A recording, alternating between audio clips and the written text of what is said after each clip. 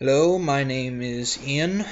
Um, uh, you, or if I'm at a Renaissance fair or any other event, I'd probably be going as my alter ego, Captain Greyhound, the Red Gentleman. Um, I'm the co-founder of a historical reenactment society focusing on pirates from the golden age of piracy called the Devil's Brood Pirates. And I am at this point going on 5 years of experience as a cast member at the Great Lakes Medieval Fair. I really don't want to waste time listing my qualifications because then it just seems like I'm tooting my own horn, and that's not the type of person I am, so I'll get straight to the point. That being, I am making these videos to help people who are becoming interested in pirate character creation and possibly reenactments, um, in helping them develop a persona or a character that they are going to portray. I classify pirate characters into several different categories myself. There are the gentleman jacks, which are more fancy pirates have some degree of honor, and they're very opulent, very elegant. They're the fancy pirate characters who tend to dress like Captain Teague and Barbossa from the Pirates of the Caribbean series. Um, there are the sea dogs really the more down and dirty pirates and don't care too much what they look like, but these are more Jack Sparrow-esque characters. And then there are the Ruthless Raiders, which is what I refer to as um, traditional portrayals of Blackbeard and men like Lolianus and Edward Lowe, who are absolutely ruthless, merciless pirate captains who were in it for one thing, and that was the gold, and they didn't care what they did or who they had to kill to get it. Um, a lot of pirate portrayals fall somewhere in a mixture of those three. My Greyhound persona is a mixture of a Gentleman Jack and a Ruthless Raider. Mostly Gentleman Jack, though, as he does have a code of honor and that sort of thing. Um, the next thing I want to suggest is that when you're developing your persona, you got to choose what you want to do. Do you want to be a fancy pirate? Do you want to be a Gentleman Jack? Do you want to be a fancy pirate? Do you want to be a more simplistic pirate? Um, and how far are you willing to go for each portrayal? Because there were some costumes historically that were ridiculous, that had ribbons and puffy sleeves and embroidery that just got crazy. And I'm doing my Greyhound persona is a 17th century Restoration period buccaneer with French influences, so I kind of have to adhere to some of that. Um, the next thing you want to decide is how strictly you want to stay to history and how far you want to go deviate from history. You can be a now in staying to history, which is more of a reenactor. You're primarily representing the historical aspects of history. If you're doing more of a fantasy character, you have a lot more liberties to be taken, and it's probably more for fun that you'd be doing it, and less so professionally. Um, Unless you're a performer, like at a Ren Fair, or like any number of um, Ren Fairs or pirate festivals, then you could easily do that as well. Then there's what I like to call pirate legends, and pirate legends are basically a mixture of the two. It's like the Hollywood legends that you find the traditional classical image of pirates with the big flowing coats and the tall hats with the lots of feathers and the hooks and the eye patches and the peg legs, some of which is historical fact, but some of which is Hollywood myth and legend. So that's exactly what pirate legends are. It's a mixture of historical fact and a mixture of pirate mythology. And that's, again, what I choose to do with my portrayal, which is what a lot of people do. With pirate legends, you can pick and choose what parts you portray, what parts you draw from to create your persona. Um, Good examples of pirate legends I like to use are the first Pirates of the Caribbean 1, and the movie Cutthroat Island, and movies that sort of have that feel where it's fairly close to history, but at the same time they did their research, but they're using a lot of pirate lore at the same time. Um, with character development, which we'll be going into later, it gets a lot more complex than that. You have to When you create a persona, you are essentially creating someone who a whole other person. In my experiences at the Great Lakes Medieval Fair, I have been given simply names and have been given almost free range with what to do with them. Um, I've been allowed to create give them little habits and nervous tics and obsessions and basically make them into a whole new person, which I have portrayed as an actor, and I have fond memories of each of them.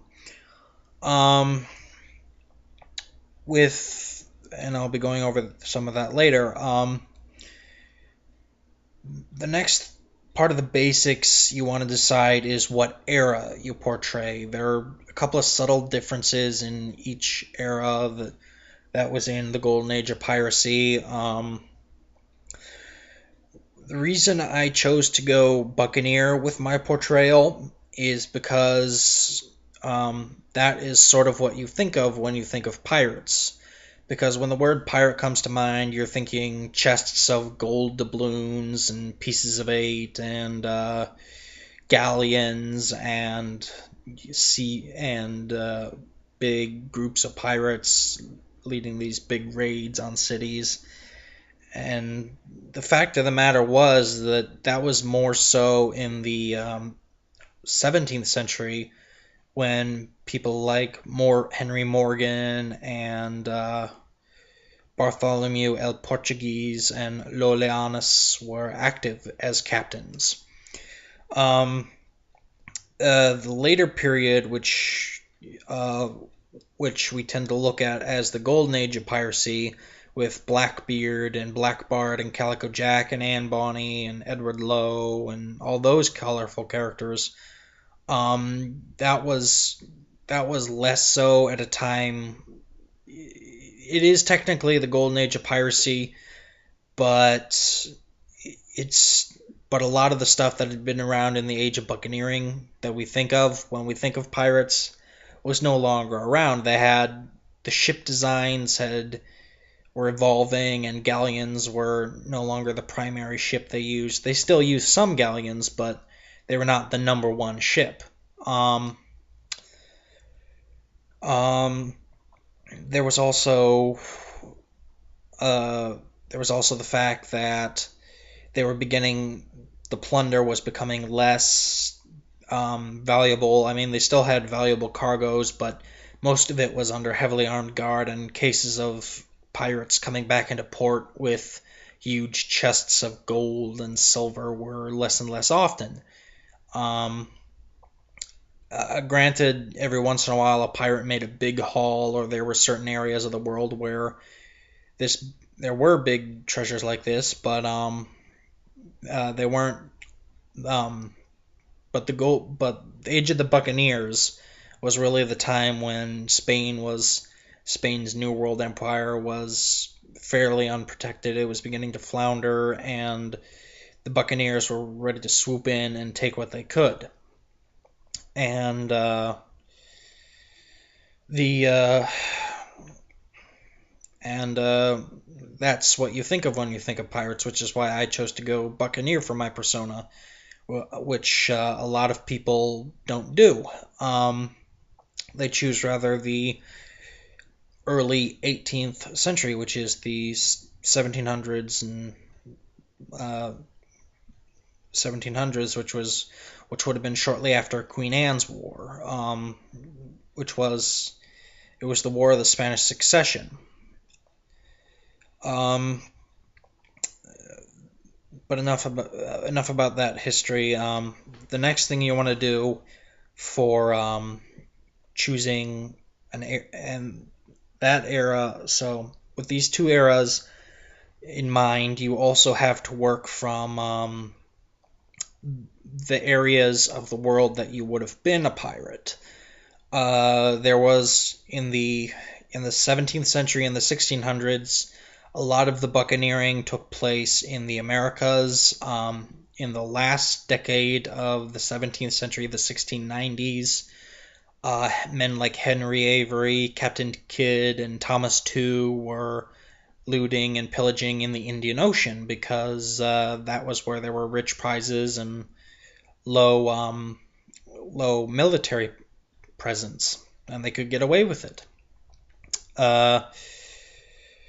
Then in the 17th century, in the 18th century, there was Caribbean piracy was really, really at its peak. Pirates were going crazy all over the place, and that's the first few decades when it was really absolutely crazy. Also in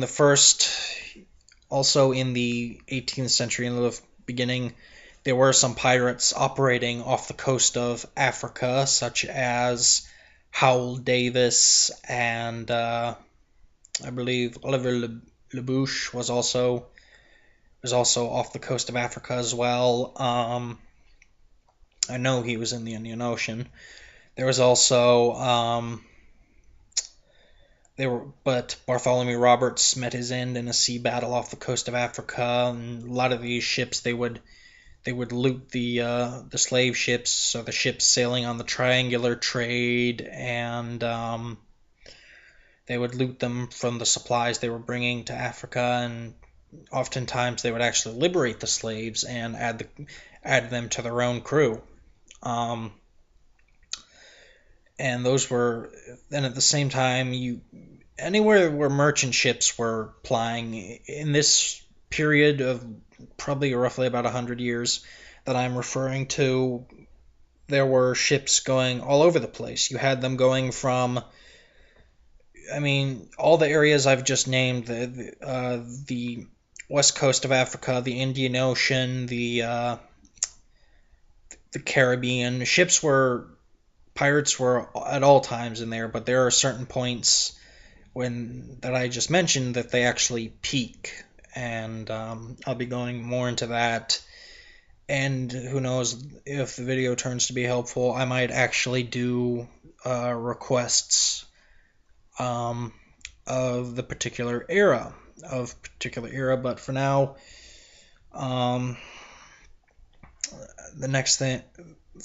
that's about it. Later, I'm gonna go into helping mold a specific persona and how you would dress the part, and what types of ships you would be looking at if you wanted to be if you were a captain for your persona, or things like that.